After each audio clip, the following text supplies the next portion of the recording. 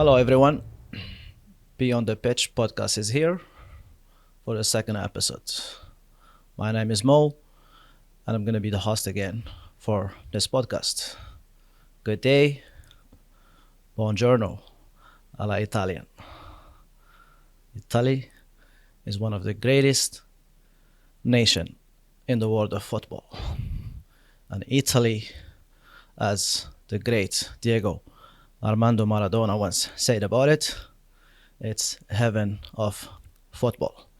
Italy, the country that introduced the Giallorossi, Bianconeri, Rossoneri, and many great teams, but also introduced the big and the great Diego Armando Maradona to the world of football.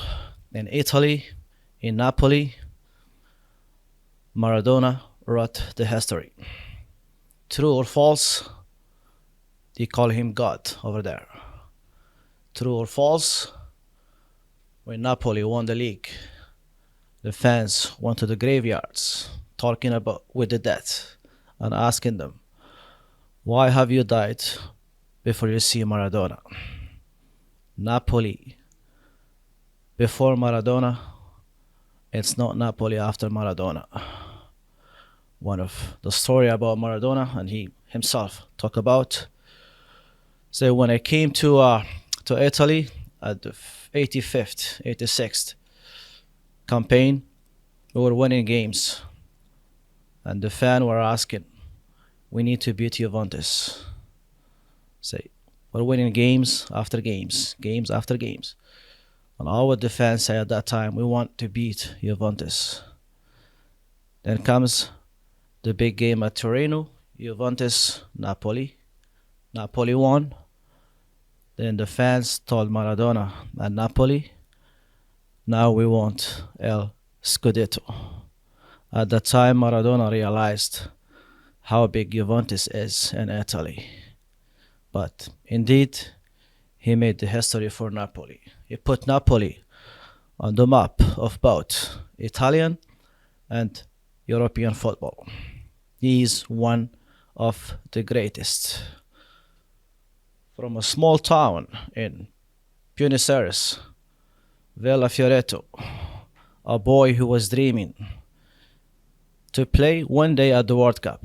At that time, that boy didn't know that he would not just play the World Cup, he would win the World Cup. And he would be at the top of the world of football and for eternity. Maradona is one of the greatest. We all remember his games, his goals, and to go with his hands in the 1986 World Cup in Mexico, when Maradona himself says about it, it was the hand of God. Maradona was asked about that game, was asked about that goal, and all what he say. If I could apologize and come back and change the history, I would. The goal is a goal. Argentina became world champion, and I was the best players in the World Cup. As we say, some people, they leave the place, but they don't leave the hearts. They stay in the memory of the one who are attached to them. And for sure, Diego Armando Maradona is one of those. Rest in peace, Diego. You will always be a true inspiration for generations of football players in the world. Today is the second episode of Beyond the Pitch podcast, and I'm very excited, glad, and honored to have with me today here the head coach of the University of Regina football women team, Coach Astrid Baecker. Astrid, welcome to the podcast. Thank you so much for having me. I am so excited to be able to share the podcast room with you today. Awesome. How is the pitch, Astrid?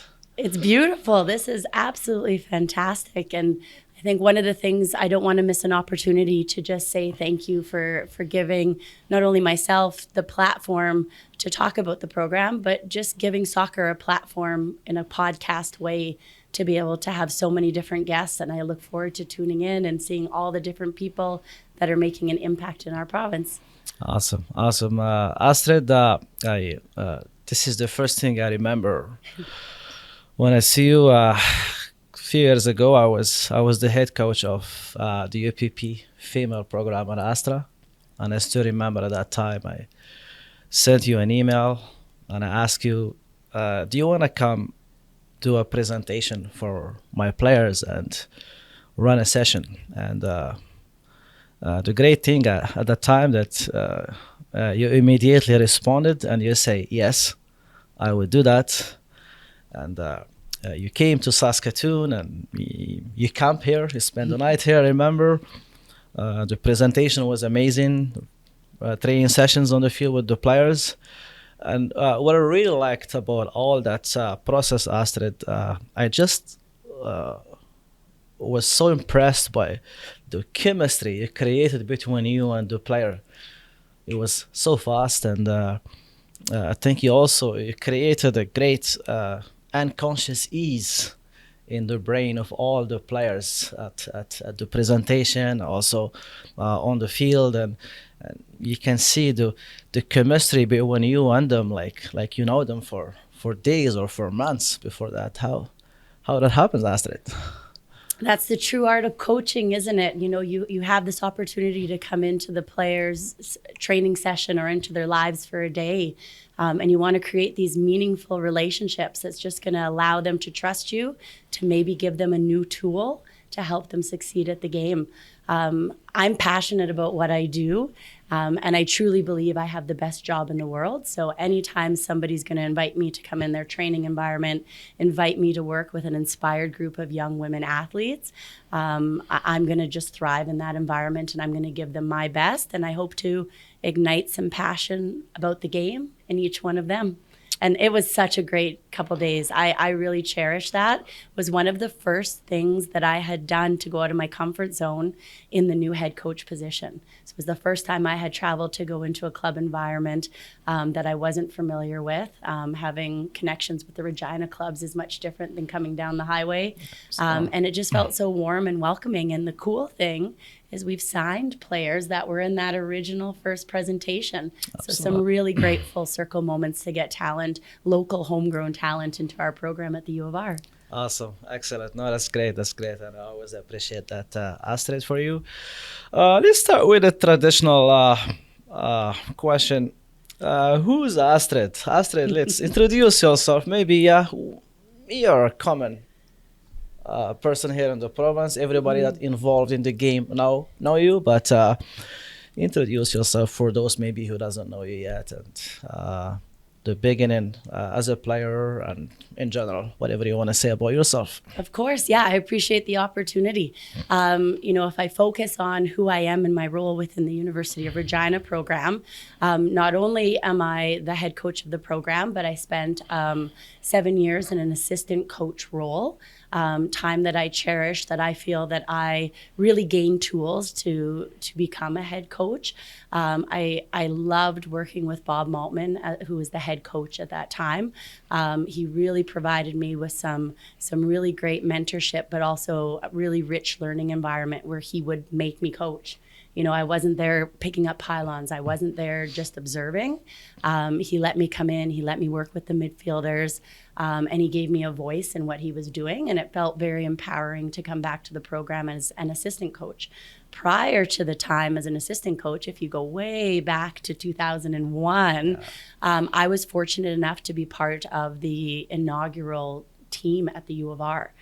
So the club team had transitioned to a CIS team at the time. Mm-hmm. I had been playing in New Mexico, and I had the opportunity to come and play for my home university, which was always a dream of mine growing up in Regina, but there wasn't the opportunity. There was no team. So as soon as I had heard, there's a club team forming, I wanted to make sure that I was able to get back home and to be part of that first roster. And I used my last 3 years of eligibility to make a big imprint on the program on the field.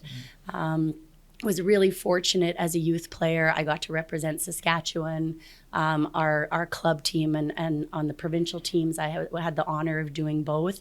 I started coaching very young. My first coaching course was 14, being a central midfielder. I had a passion of learning about the game. And I'm so thankful that I had really great support around me that pushed me into coaching and that guided me through coaching, because a lot of my game IQ grew in those first 4 to 5 years, 14 to 19 of just learning the game and then applying it with what we were doing on the field at the time. So That's yeah, awesome. that's me in a nutshell. Locally born and raised, and so proud to still be here and impacting the game. That's awesome. That's so. Who inspired you for coaching the most? Is it being with Bob or someone else, or? Bob was interesting because Bob always coached provincial team. Yeah. He often worked with the older players when I played on the younger team. One of the first coaching positions I had with our provincial team programming, we used to do like a North and South U12 program. Yeah. And then we'd go to Kelowna and we'd do this awesome tournament. I was Bob's assistant coach. And if you can believe it, one of my current coaches on the staff at the U of R, Carly Vorider, she was one of the players in that program. We have a great program, a picture when she's 11 and I have my arm around her, and now she's coaching. She actually just has the U Sport mentorship program under her belt, and I was able to be her mentor in that apprentice program. So Bob played a big role in those first opportunities, but it was really my dad. I think everyone who knows the Baecker name, knows Udo. He's a legend. He spent so much time in grassroots soccer in our province. Absolutely. All four corners, every rural organization knows his name. High Performance knows his name. But it was my dad that, at 14, 15 was coach, learn about the game. He got me in referee courses when I was early to learn about the game. Awesome. So yeah, I definitely, he's one of my assistant coaches at 74 years old. I'm still learning about the game from him. And I'm so fortunate to be able to work alongside him still. Yeah. Speaking of Odo, when I came here, I think it was his last days at that time in the job. I still remember. And I came here, I wanted to do coaching courses. Reach out to him on an email, and the good thing at that time, he reached out back to me right away, give me all the information needed, followed up with me, and it was nice, actually. It was nice from him, because sometimes it just we can do little things, but it means a lot, and it have a big effect on other people, and that's whenever I see him now, that's the first thing that comes to my head. Just that little communication we had at that time, and how respectful he was in the communication, how responsible he was in that communication. That's really amazing. So, was it difficult stepping up to coach in a program that you played for? Because I have the same experience, probably in a club in Morocco, like playing and then stepping up to that coaching role with. Even for myself with little kids, but is it difficult for you? I think because there was such a gap of time that I was a player there and then a coach, that it was an easy, sensible transition to a head coach role. I think if that time and that gap would have been condensed, it would have been really difficult. It might not have felt as like authentic that I was in that role. So because so much time had passed and because I had spent so many years, getting the experience, getting the qualifications, it didn't feel like a difficult transition. It felt like one that made sense. It felt like one that I had a vision for the program, and I was excited to step in that leadership role. I remember one of the first meetings standing in front of my assistant coaches and standing in front of the players and sharing my vision and feeling so vulnerable that, I had that first moment of what am I doing? And I was so well received and so loved by the players and coaches that, I say it every day. I have the best job in the world. But I'm so fortunate to have the best job in the world, and I'm so happy, and I have so much respect for the players and coaches in our program, that I can't wait to see what we do in the next 3 to 5 year vision with the program. That's amazing. That's amazing. I can also see the passion in your eyes speaking about the program. Let's talk about now about the university or the program that you're the head coach of. Let's walk us through how the program looks like off season, pre-season, in season. Like, can you walk us through, like, is there like a protocol that you're doing year after year, or like a process that you like to do, or you have to adapt and adjust? Like, how your job looks for the entire year? Like, we start from off season and pre-season to in season. Can you walk us through that? So, the joy of having a nice periodized YTP is the idea of that yearly training plan being something that we continuously tweak, that we learn, we improve, we grow. So yeah, I have this great, here's what I want the year to look like. And every year with experience, there's little pieces that I do different, little pieces that I experiment with. We're in the off-season training block right now. So for me, my priority switches slightly into a recruiting lens. So that's a big part of my job in the off-season. And then with the players, it's, here's the gap within this training block. We're really focused in DO right now. We're really focused in how can we improve our defensive shape in moments of the game, and how can we have some individual habits that will support us winning the ball higher up the field. So everything is ingrained in the next 6-week block, just working in DO. And getting really good in the moments we want to get really good in. So gap analysis, what can we do better? What little tweak can we make? Then I say goodbye to the players, and hopefully lots of them in the summer block, that May, June, and July, they're getting into League One programs. Unfortunately, we don't have a Prairie League One. We don't have that infrastructure. I have players this week that have been, immensely, so brave. They're in BC. They're trying out. They're trying to get into the best programs over the summertime. We'll form a team, and we hope to rejoin the Western Shield League and come into Saskatoon again. That would be great. We would love to have that opportunity. We have lots of local players right now, so it's a possibility for us to do. And then off season is here, or preseason is here before we know it. So that grind in August, the 2-a-days, the 3-a-days, the road trips, take these 35 to 40 individuals and melt them together into this team with one shared goal and vision. Season comes and goes, blink of an eye. I wish our season was longer. I wish, we could have a 2-semester season. It's just so fast. It's so quick. It's so furious, that you take a breath and it's over. It's very challenging. It's 12 weeks. It's so tight. It's so condensed. And we're hoping with U of W withdrawing their team from the schedule. We're just waiting for the next draft schedule. We're just stuck waiting to see what our fall schedule will look like. And then as soon as I have that, here's the preseason date. Let's get to work. Awesome. Do you have access to the players in the off season, or you lost some players? Because we know that they have school, they have a lot of things going on. Like, do you have full access to the player in the off season? You keep them the entire off season, or? We do that winter block. So the January till April block, we use the turf facilities in Regina. They know our training time.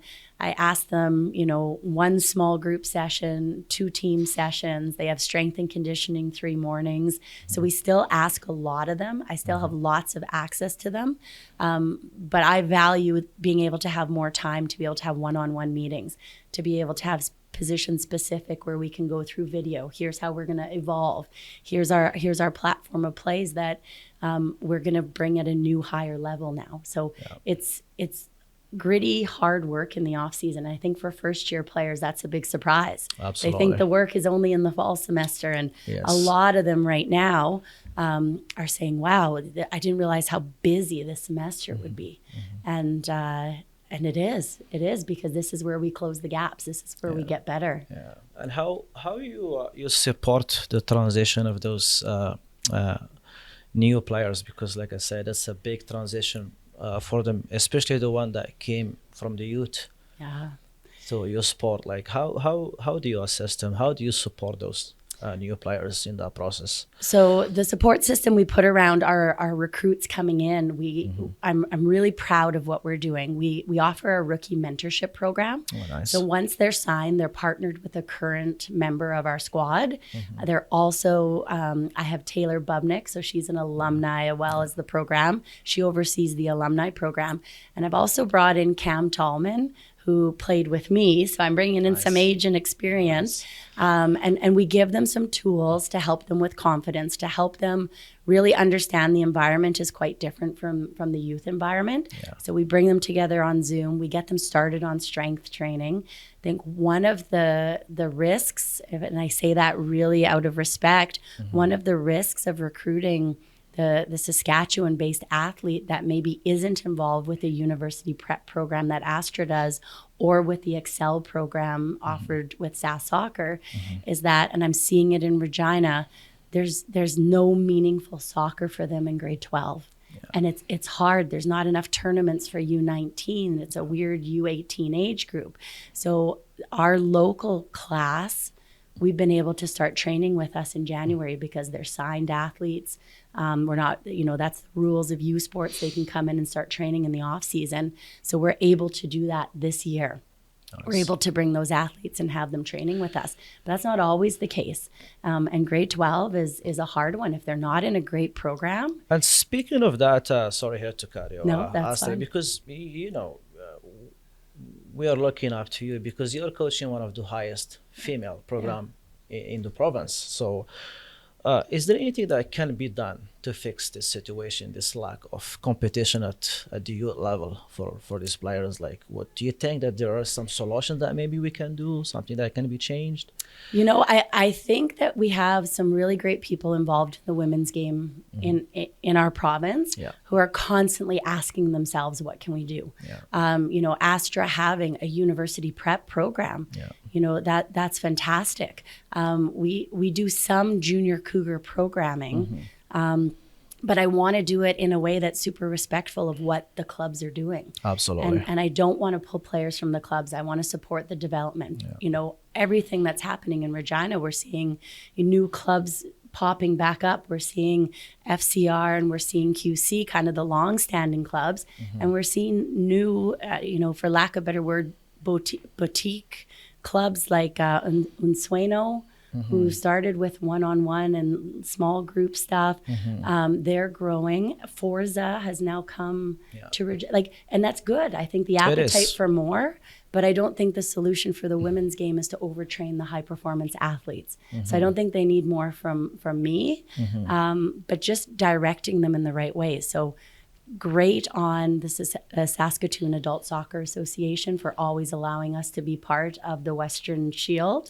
And us coming back this year because now it's viable. We have more local players, but giving them that here's something meaningful and here's 11v11 soccer.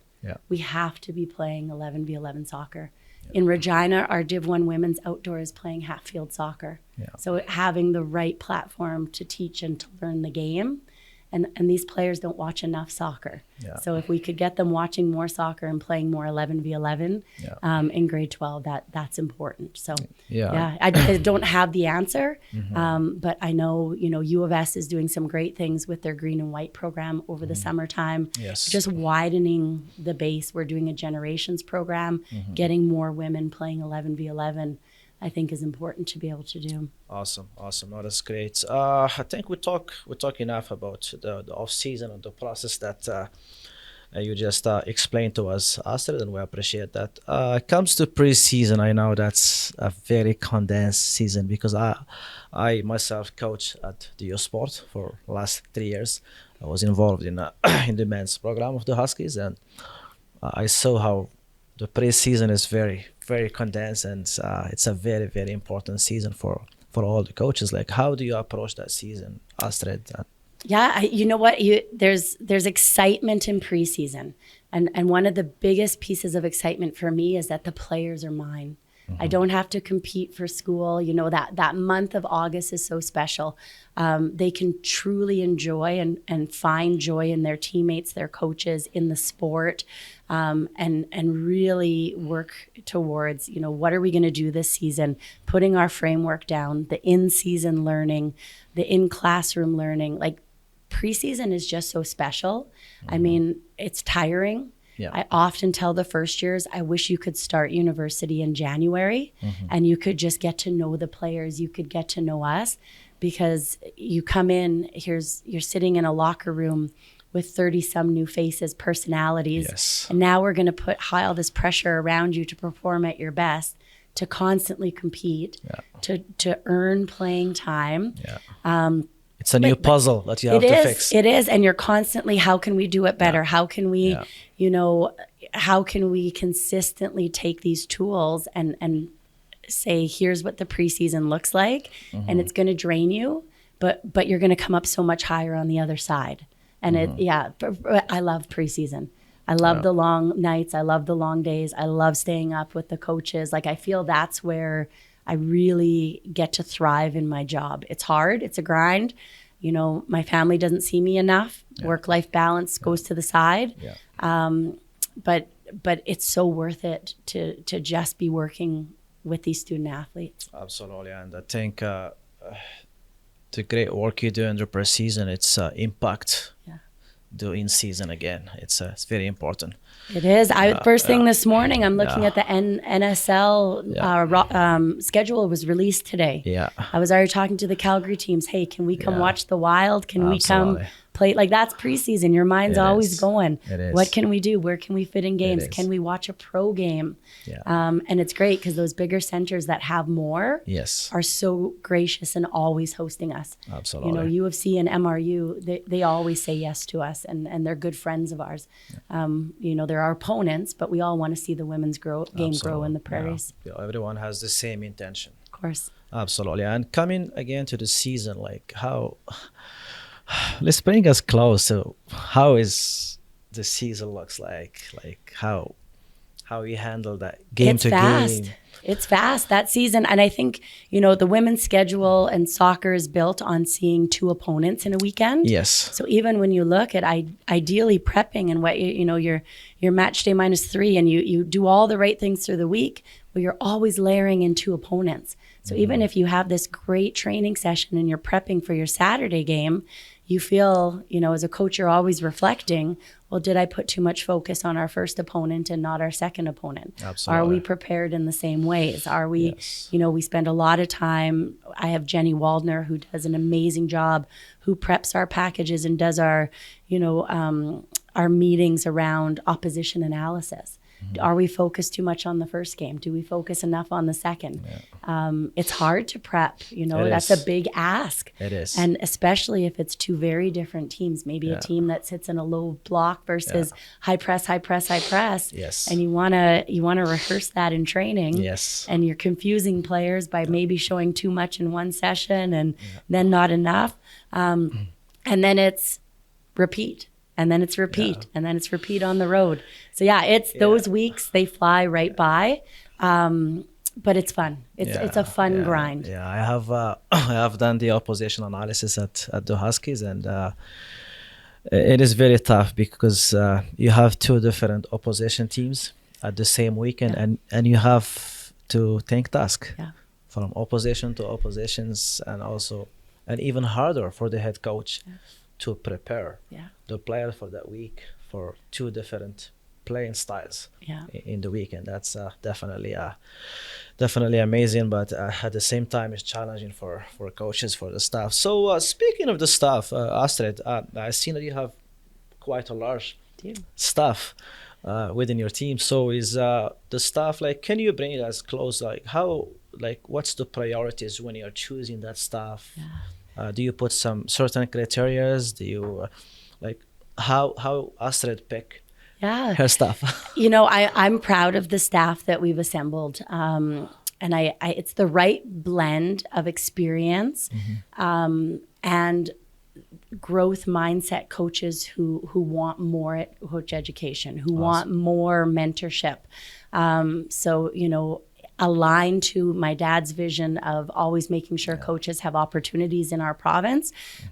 His role is one of our assistant coaches, but we call him more of our master coach, where he supports a lot of our younger coaches on staff in their coach journeys. So I mentioned Taylor Bubnick's name earlier.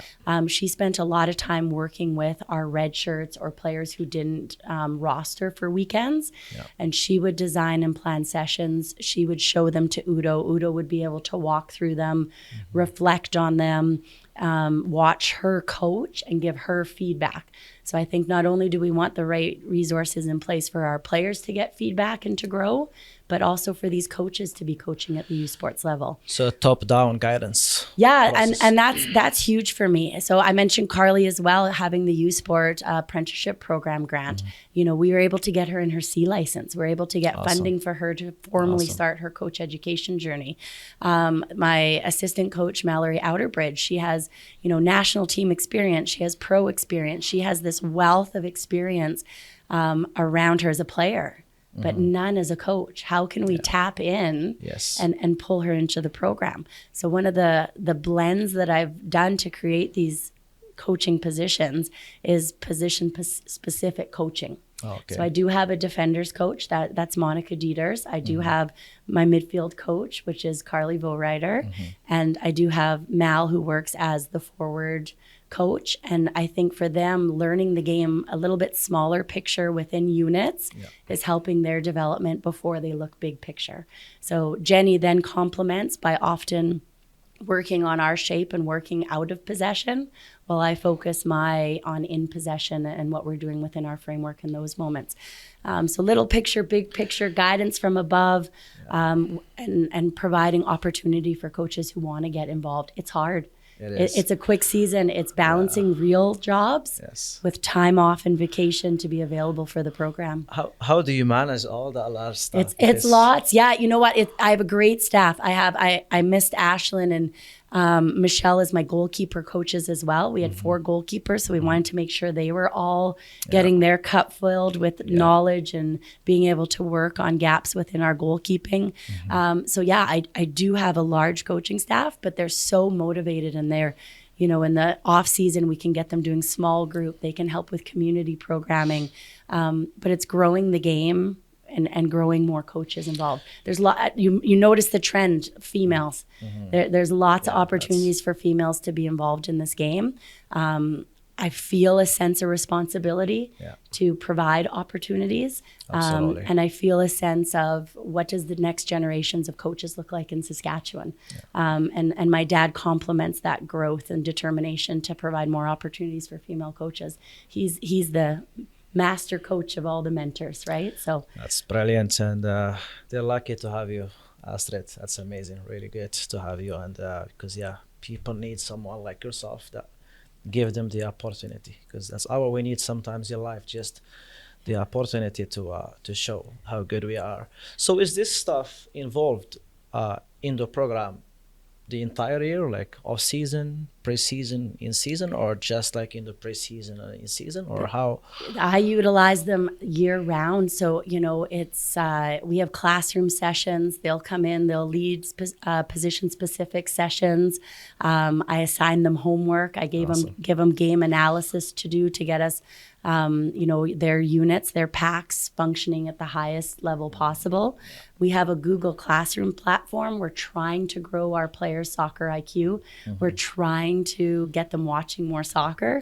So you know, they all have to do an assignment, something that they're passionate about within the game. Then they have to mark them. They all do a small group session every week. I don't give them much time off. I'm a tough boss, but I think they understand and they know they're valued. I often will ask them for some help recruiting. Jenny Waldner is going to take on a recruitment coordinator position, become a little bit more hands-on with the recruitment process, attend some ID events. That's a whole other beast, is the recruitment piece, getting the right players for the program. It is. So I keep them busy. I like being busy, and I keep those around me busy as well. That's great. So I was involved in your sport, and I always like, you know, the league is different, completely different, and like you mentioned, it's very condensed, very fast, very challenging. What's how the league is challenging your program specifically? Like if like what's the challenges that you're facing as a program within the sport league and within the sports season? Yeah. I mean, geography, whenever you talk about soccer in Yeah. Canada, Yeah. right? Yeah. And we're seeing that in Can West now, aligning to two divisions starting last year in our 2024 season, having a true Pacific and a true Prairie, and not playing, you know, a full balanced schedule, not playing crossover games. Yeah. So we don't see those BC schools. We Yeah. are just, you know, confined to the talent within the Prairie division. It's a good, hard, gritty division. It is. But you miss those BC schools. You miss the different style of play. You miss the weather. You know, there's so much to learn Yeah. by going to BC and playing, and then you meet them in those really meaningful quarterfinal, the Can West playoffs, and then you're reacquainted to the BC schools that you haven't seen for a year since the Can West final Yeah. or the quarterfinal. Like we had been in 3 consecutive Can West quarterfinals Yeah. against UBC, and you don't meet a giant like UBC, two-time national champions, Absolutely. until you play UBC. Yeah. And it's so hard, I think, to prep when you're confined to your division to then prep for those big national champion schools. So I'd love to see a UBC in season. I mean, geography, that's with an unlimited budget where we can just fly every time we want to play them. From your perspective, what's the difference you observe, like between the division where you are Yeah. and a team, for example, like UBC, or like what's how that looks like? You know, I think the speed of play, if I just put it on one thing, Yeah. you know, speed of play and connectivity of passes. Like if I can really just brutally honest in that, the amount of passes that they're stringing together, the amount of passes, how they're able to hold meaningful possession almost at ease sometimes. You know, they're such a strong school, and I'm not discrediting our big schools. You know, our top of the conference, the U of C, the U of S, the McEwen, those are powerful schools that are Yes. growing. So Yeah. we have lots of work to do within our own conference, but it's just a different soccer that we're seeing when we come against the big schools, Yes. the Trinity Western, you know, those UBC schools. Are we it's just close? different. Are we close You from know that what? level? I'll give you, sometimes we are close. Sometimes we are. I think we're closing the gap when it comes to our athleticism of our players. I think we're closing those gaps around the willingness to defend, the urgency to defend, to create pressure baskets. I think defensive organization work has gotten so much better in our conference. That's good. And it limits the time of your opponent. But then when you play those stronger opponents, their real-time decision making, they're still finding those gaps. So it's next level that you're having to get to. And our conference, like we have those big schools, those big programs, and we need to compete better with the big schools in our conference. But then you have the UBC that, like, 2-time national champions. Absolutely. And they almost made it look easy at times this year. Yeah. Like, not discrediting any of their opponents, but they just seem like clockwork. You know, they're a beautiful team to watch. Yeah, no, they're amazing. I had the chance to watch them, I think, twice. Yeah. And on the men's side very good team. this well, Yes, right? absolutely, Like both national champions coming from the same school. Yeah. I think that's historic. Don't quote me on that if I'm wrong, but I don't think that happens that often, if it has also, before. because maybe they have a bigger pool of players. And they don't have the snow that we have outside. They're on that turf absolutely. field. On days that it's snowing, I'm Yeah. looking at their Yeah. Instagram, watching them on their second training session on the turf field at Thunderbird Stadium, going, oh man.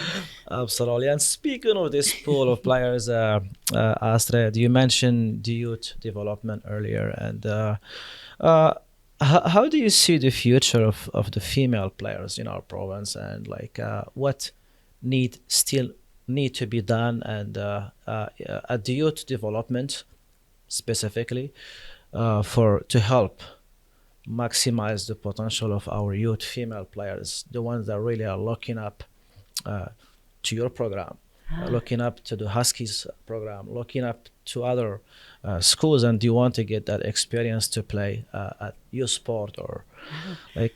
I think we're seeing it. I think we're seeing a really cool time to be a female player, not only in our province, but across Canada. I think NSL is going to open opportunities that, you know, women in the game, you know, they could only really dream about, right? It wasn't tangible that this league was really going to happen until it's in front of us and we just see a schedule today. I think what's shifting and happening is we're getting really great coaches, really great work done at the grassroots levels, like with CSA, club licensing, you know, having minimum certification standards, having passionate coaches, male or female coaches working with grassroots players to grow the platform at the bottom as big as we can, as many players as possible in those early years, and then giving them different opportunities. So different training, if it's center of excellence, if it's university prep, if it's you know, extra sessions, if it's add-on sessions, morning sessions. I think just having a variety and good coaches working, and that's what I'm seeing. You know, and that, you know, that's been a shift. Yeah. I think having our best coaches working with our youngest players has been a shift over the last, like maybe since COVID. Clubs are sort of reinvesting in their grassroots and pushing these players, you know, a little bit longer on a long-term player development model. And that's important because I think, in my opinion also, that one of the biggest game changers is like coaching the women game using the references from the women game, because that will help a lot, I think, because at the level of what we are all playing the same sport, and there are majority of similarities between the women and the men's games, but at the same time there are some external references that we have to manage well. And one of the statement here that really comes to my head now, talking about this, I remember Emma Heiss in one of her presentations. She mentioned, I think 2015, when she was the Chelsea head coach, she lost the FA Cup final against Arsenal. And that was a wake-up call for her, because the question that she threw at that time, she was also wondering, like, how many of her players, for example, in that game, they were in like late phases of their, for example, their menstrual cycle at that time, because it's very important that I think we need to analyze the game and not to use the women game as an exception of the rule, but no, there is the men's game, but there is also the women's game that need references that belong to the women's game to develop that game as well, and move it forward, which is really really important. And this is also even it's a big issue at the pro level. It's not just at the lower level, it's at the pro level as well, because that's why I think having coaches that understand the game like yourself, and also like know how to bring those references and develop the women's game, that will help definitely a lot. Do you think this new Canadian league, it's gonna provide a different horizon for the players in the country, in our province? Like, what's from your perspective? How do you see that? Yeah, I think it's an exciting time, and I think, you know, we have this generation of women involved in the game that turned everyone's head on the international stage when they wore the Canadian jersey. And all of these players all had this sense of responsibility of what's next. And you know, I can remember Christine Sinclair, you know, as soon as that you know, the Olympic medals started to come, she started to say, one of the only things, you know, we're one of the only countries medaling, and one of the only countries ranked this high in FIFA rankings that don't have a domestic pro league. And I think, you know, not only did they celebrate their victories on the international stage, but they put these call to actions. As soon as there was a camera, as soon as there was a focus on the national team, these women started to pave, and if we look back, we see it now, but they started to pave this really unique road towards the NSL. And seeing the players that are involved in, the ownership groups, the infrastructure of the actual league itself, it's those same women who put a call to action and they're trailblazers, not only in their playing careers, but being able to now impact the Canadian soccer landscape by promising a league that they delivered on. And, the excitement around seeing the schedule come out, I had goosebumps. Absolutely. I see names and dates. To me, I always believed it was happening, but this morning, I saw names and dates. I can go to Calgary on the 16th and I can watch a pro women's game August 16th. That, I was looking at preseason. How can we get to Calgary? And that's amazing. That piece is amazing. And I think, if there's the young girls are going to be inspired on the names on the back of those jerseys. And I think that's incredible. U Sports players, we've already seen sign pro contracts. You couldn't say that a few years ago. Once in a while, you had the pro signings, but we see so many U Sports players stepping pro. And that's a beautiful complementary piece to what our sport can do, our team, our program in U Sports and the development. And it's going to be women coaches, women officials, administrators, broadcasters. Awesome. It's going to open up new careers and legacies for so many women in the game. And you can't help but get excited about that piece. So it's going to change it. And man, is it going to change it for the good. It's a great time to be a women's soccer fan right now. Absolutely. No, I'm excited to see the change and also to see that, we mentioned, that different horizon for the players, because we do want our younger players to have something on the top to look at. Now we do have the sport, but with this league now, it's even different horizon. I think it's going to be really great for everyone. Astrid, what advices would you give to coaches that coach in the women's game, both male or female coaches, if from 1, 2 to 3 big advices that you would really, from your experience as well? Look at them as people first. That's the biggest piece of advice I can give any coach. Is get to know them as people. Absolutely. Get to know and build the relationship as people first. And then you create this environment of respect, and you create this environment where you share a vision, you share a goal, and you really have the buy-in around you and the support around you as the players. You can't just be, a chalkboard coach anymore. You can be tactically gifted.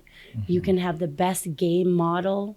You can have the best platforms of play. You can have, here's our habits within the 4 moments of the game. You can have all the framework. But if you don't have players who believe in you as a person, you need to buy in, and that they know that you believe in them as people, all the framework won't win that game. And you need to build those relationships. And that's one of the best parts of my job. I get to sit and talk to these young women as they're learning the game, and I get to teach them. I love teaching the game of soccer, and I love learning the game of soccer. I'm still growing. I'm still developing. I'm still learning. That's the other piece. The other piece of advice, never stop learning. The moment you think you have it all figured out, comfort is always the enemy of growth, right? You can't get comfortable. Always expand, always stretch your learnings. Oh, that's amazing. Like I said, that's why I mentioned that at the beginning of this podcast. Astrid, when I invited you to work with my players, you came in like I say, in first 2 minutes, you created a good state of brain in all the players. You can see the unconscious ease was created, and you can see the chemistry, and I was just looking, I just say, wow. Well, thank you. This is wonderful. And I think you made it hard. Was that not 6 a.m.? Yes. Did you not make that extra hard on me? Yeah, it was hard on you, but not on them because they get used to that. They're used to that. Yeah, absolutely. But no, that's really, thank you, Astrid, for those advices, because that's really important for us, and for to hear this from someone like yourself that been working with players on a daily basis. Yeah. It's important also for the coaches that also work with the younger player as well at the same time at your development, because it is important to make them believe on you. That's important, and that's, I think, building that relationship and creating that culture of trust and respect. Very, very important to be successful. Astrid, let's talk a little bit about the university, or the University of Regina program, not just what you guys are doing on the field, because we know that. We've seen your games, we've seen everything, but what's the program is doing behind the scene that we don't know? Like, what's the program doing for the city, for the community, for example? Oh, that's another passion of mine. Yeah. So, when you don't see us on the field, if you don't see us training, if you don't see us at games, we have what we call our Cougs and community programming. And that really fills my passion at providing opportunities at that grassroots level. Yes. If I wasn't working full-time in high performance in the job I'm in, I would want to be working full-time at the grassroots level. Those golden years of development are so fun, and we can be so impactful. So we've got all sorts of, children's programming, camps. We just had our February break camp. We look to connect. We do a safety patroller with the Regina Police Service. They have a safety patroller school of the month. Awesome. We go in, we attend different presentations that they have. We play floor hockey. We're not so good at floor hockey, but we try to be involved in the schools and in their safety patroller program. We've done lots of initiatives with the Regina community fridges, making sure those fridges are full and transporting food. We've helped with Carmichael outreach, where they've served hot lunches and the hot suppers over the holidays. And we're really open, and we're passionate about getting involved. And with our home games, we always put a charity, or we always put, something that we can connect with the community. Community is part of our system of values. It's one of our pillars. And I'm just I'm from Regina. That's home. Yes. I want to enhance what we're doing. Yeah. And I think a lot of these players that are choosing to come to Regina, they should learn the community that they're in. They should learn about It's more things. than just a game. It's more than a game. And they have such an impact on the next generation of players. And they have such a platform where they could be advocates for what they're passionate about. And that's where we try to, with our game themes, the idea of having foster dogs and having puppies for adoption at our home games. We're able to start that 2 years ago. Awesome. and be able to help a smaller rescue in Regina, just widen their reach and just have people learn more about what they're doing. It's a powerful opportunity that we have at the university. We want to get our brand in the community, and we want to do it in different ways and reach out. We've partnered with Indian Head and the elementary school. So we offer at the elementary school soccer programming in Indian Head, and we've launched a junior Cougars program in Weyburn. Nice. And so we just want different opportunities for everyone in Saskatchewan. Are the players part of this activities too, or just the coaches? No, so the players, part of our programming, they have to donate Cougs and community hours. So every player is asked a minimum number of hours that they have to give back to the community. And oftentimes they'll have ideas, and we'll help them sort of get their feet on the ground in launching a new program, or some community event that they'd like to be a part of. So yeah, our pillar, community is such a big value that we instill in all of our players. So they get involved. They like the safety patroller one. They get pizza. They get to play floor hockey. They get lots of high fives. That's awesome. Very nice to give back to the community. It is. And now the community, you have to fill up the stadiums when in the season and watch the games. That's exactly. Yeah, we had great crowds this year, and I hope to see so many people back. And I think that is because of the amount of work and dedication with the community groups. We had great, other than the 100 kilometer-an-hour wind game. I think Yes. you guys got that up here too. We played Lethbridge. Yeah. They had to close the stands. It was, I can't believe we played in that. Sometimes I'll see footage still come across my Instagram feed from that game. Yeah. I'm like, what? The porta potty is tipped over. Like, it was just the biggest windstorm I'd ever seen. Yeah. So other than that game, we had such beautiful big crowds this year. External factors. Right? Yeah, Welcome, absolutely. another beautiful environmental part to prep for as a coach. Absolutely. And to recruit Astrid, like how the player can reach out to Coach Astrid, how they can get a chance to look up, how they can connect with you, like for all the younger players now that grade 11, grade 12, do you prioritize to start that communication with players from a certain grade, or Start early. Don't wait till grade 12. A lot of those verbal commitments are made in grade 11. Yeah. A lot of letter of intents are signed early in September of your grade 12 year. So I recommend, it's never too early to start. Yeah. We use a model where we offer prospect camps. So those are open invite camps. If you want to learn more about the program, if you're interested in who I am as a coach, I'm very hands-on on all of our prospect camps. If you are interested in learning more about the coaching staff, prospect camps are a great way to just have your first contact with the program. And then, from there, your highlight videos, having Zoom meetings. There's a nice little process that we follow. But just coming to prospect camps, and we start ours at 13. So a lot of people think, holy smokes, Too early. that's really young. Yes. But just to learn and be around what the expectations are of a varsity athlete, Yes. learning those and then working on those every single day. And when you're 13, then when you're 14, you already are ahead of the 13-year-olds just starting. Nice. Do you go watch games and I do. follow tournaments, see players? Yeah, so I'll watch games. I'll go to tournaments. I love when a player reaches out and lets me know that they're a tournament that they're at. Definitely a lot of the different combines, a lot of the showcase events. I watch either online or I go to in person. I love PSL games. PSL is I like spending my time in the summer just watching games and making my notes. And I love going through different highlight videos. And I think that's a new standard that I'm seeing in the province. If it's the clubs that are working with players, the highlight videos and just having access to video has been such a higher standard the last few years, which is great. And I see also within your team there's many local players, something really amazing. That's an opportunity for our local players as well to be have that experience playing at the youth sport level. That's amazing. Is that something planned or just happens?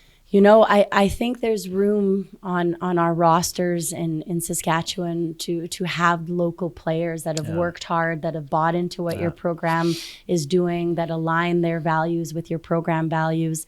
And I want more local players, maybe not to look into Div 1 or to not look out of our province and say, that's where I want to get to. Yeah. And I think as both programs, U of S and U of R, continue raising their standards and keep getting good results on their seasons, that those rosters are going to be seen more as, hey, I want to get there, not just as, I can always go play there. Yes. And that's been the switch with this local group.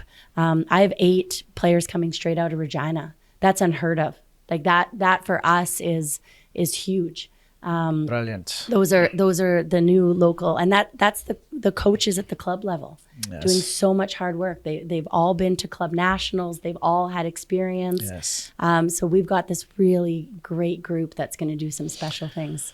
Awesome. That's great. Can you guess my next question, Astrid? Oh, I hope it's a nice one. Which way are you going with it? Let's talk about the Derby of Saskatchewan. Okay. Let's talk about that game. Like how do you prep for that game? Is it regular preparation or is it something? I played those games as a player and I know what they mean. Yeah. So There's always something special about those different games. environment, but how do Yeah. you prep for that? So you know what? I like prepping when we play the U of S. I really like that week of prep. I like it because we have a single opponent that we're prepping for. We have a very known opponent. We know their And names. they have an amazing program. I They- think Jersen's doing a great job He there. does such a great job, and we're so respectful, and you know, we're complimentary of each other's programs and what we're trying to do. Yeah. And this year our home game was a heartbreaker. Yeah. And I'll remember that game. And as much as soccer gives us so many different gifts, and in the time when you look at the result, you look what happened, you can often get stuck and think, oh, I wish. But when you take a step back and you look at what happened after the game and you look at these moments, you know, it was so we were winning 1-0. Yes. We have 500-600 people in the crowd. Yeah. It's rowdy, it's loud. The goal we scored was sensational. The energy was through the roof. Like we're talking about, and we're still in the hunt for playoffs. We need to win this game. It was everything, you know, your magical night game could be. It's dark, but it's a beautiful October night. Yeah. And in the 93rd minute, the ball pops over the top, and then they get through our defenders, and it's a goal.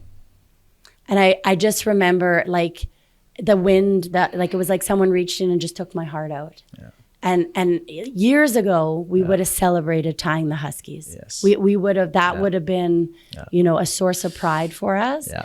And I can just remember just that sinking, like that feeling. And sport teaches us so much and gives us so much resiliency, and it gives us so many opportunities to just be grateful for what we have.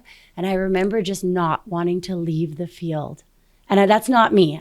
We talked to the team. It was about an hour after the game. Yeah. And I did not want to leave the field because I just felt like there was so heavy in that moment. And what could we have done? Should Santa have gone forward and scored the goal to make it 2-0 instead of making the mature decision and going to the corner flag? Should we have managed this? Should we have gone to a back five? Should we? And you weigh it all as a coach, right? Yeah. And I remember just being so stuck in that moment. And my dad came across the field. And we just shared this hug. And I'll tear up now thinking about it because sport is beautiful. It is. And I remember just crying. It is. And I don't cry in front of my dad. And I just remember hugging him, just crying. That's amazing. Like how beautiful is my job that you get those moments in life. That's amazing. And I remember him just saying, you'll get them. You right? And it was so like, that's amazing. and we will. And we'll keep building these programs in Saskatchewan. And we'll get the next ones. We'll get right? But I think like, you should be proud of what you're doing so far. It's beautiful. Like, I'll never forget that moment. I watched the first game I watched. It was right after the COVID, the season after the COVID. It was 2-1 for you here at Griffiths. Yeah. And I was there, and then final whistle, and just you guys, like players, staff, everybody, just the environment. Yeah. I was like, wow. Yeah. That secured us our playoff derby, spot. Yes, exactly. And we're so fortunate to have that. Yeah. That, you know, we make each other better programs just by showing up the way we play each other. Absolutely. Nothing is easy with those games. Yeah. Nothing is easy. Do you notice, like, in the eyes of the players that week built into that game in the training, like different feeling, like specifically that game? There is. And, you know, we have players that are from Saskatchewan or Saskatoon. We have players that, you know, made the decision, U of S versus U of R. There's some pride on the line. Yes. You know, they're familiar, they're known, players that grew up playing against each other or with each other. There is that familiarity, but it's a good vibe.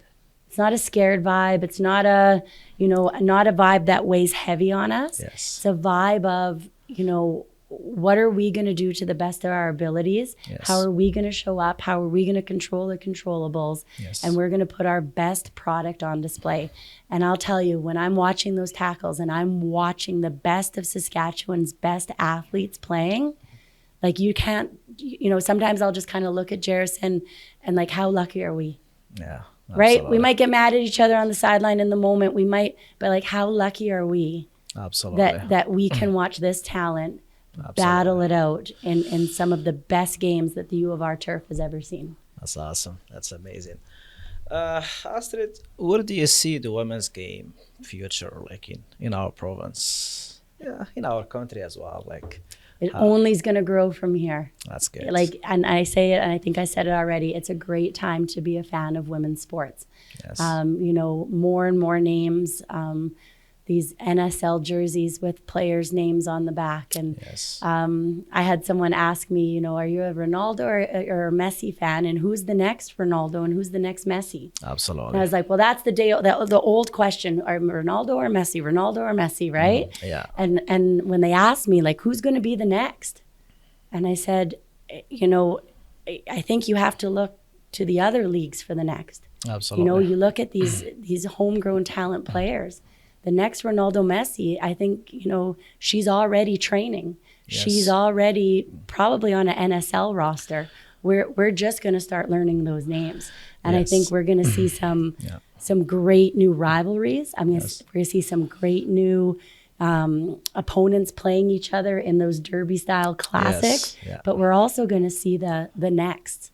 And maybe some women that had to spend the first part of their pro careers having to do it overseas, having to do it, you know, not in their home country, Yeah. and coming back in their 30s, mid 30s, and impacting these rosters Yeah. for a few years.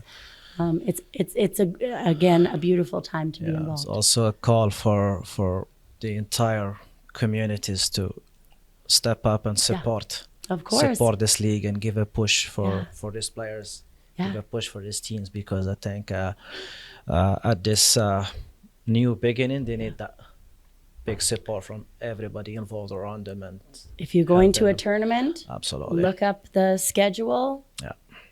Buy tickets. Absolutely. You know, wherever you're Absolutely. going. If you're going somewhere this summer, us is Calgary, right? That's the easiest. That's the closest right now. Absolutely. If you're going there for a tournament, buy tickets. Support boys teams, girls teams, right? It doesn't matter. Yeah. And I think, you know, that's the beauty of the opportunity. You know, we're not the ones responsible to play or coach right now in the league, but I think we all wear the responsibility Yes. of supporting the league that we've all asked for so long. Absolutely. Absolutely. Astrid, what are you going to say to your players if you want to talk to them right now? Oh my gosh. My players, I have so much love, so much respect for my players. You know, they buy into what we're doing. That's one of the hardest things you can ask a coach to do. My past players, my present players, my future players, they're loved and they're respected in our environment. And my ask is that they look and they're creative in finding those ways to get 1% better every single day. Awesome. They know I've tasked them with that in the off season. Awesome. That's amazing. Astrid, I want you to use that camera. There is one person here. I want you to talk to him directly. Okay. Odo Oh, Baecker. Use the camera and talk to him. oh goodness. Well, Udo, Dad, right? You've done so much for this province. You've done so much for so many men, women, children involved in the game, all abilities to get involved in the game, all four corners of our province. I'm so fortunate that you're part of our coaching staff and you continue to inspire the next generation of players that come through the Cougar programming. And thanks for pushing me to grow my soccer IQ at 14. Thanks for pushing me into coaching clinics. And thanks for, you know, to this day, absolutely being my number one supporter. When I had my son, he was the one who was holding him so I could jump onto Zoom sessions while I was doing my A license. Like, you can't find a better support system for a woman coach than her dad having her back. Awesome. That's amazing. And I'm sure he's also proud of you. Of course. Definitely. And Astrid, you should be proud of yourself. You are a true inspiration, and you are also a true role model for all the younger female players and also younger female coaches in this province. Thank you very much for what you have done, what you are doing, and I'm sure what you will do for the women's game in this province. And I appreciate your time being here with me at my podcast. I wish you all the best in this coming season, and also I wish you all the best in your personal life as well. Thank you. Second episode come to an end with the University of Regina. head coach, Astrid Baecker. As we started this episode with an Italian story, we will finish it with an Italian story again. Arrivederci. Thank you very much.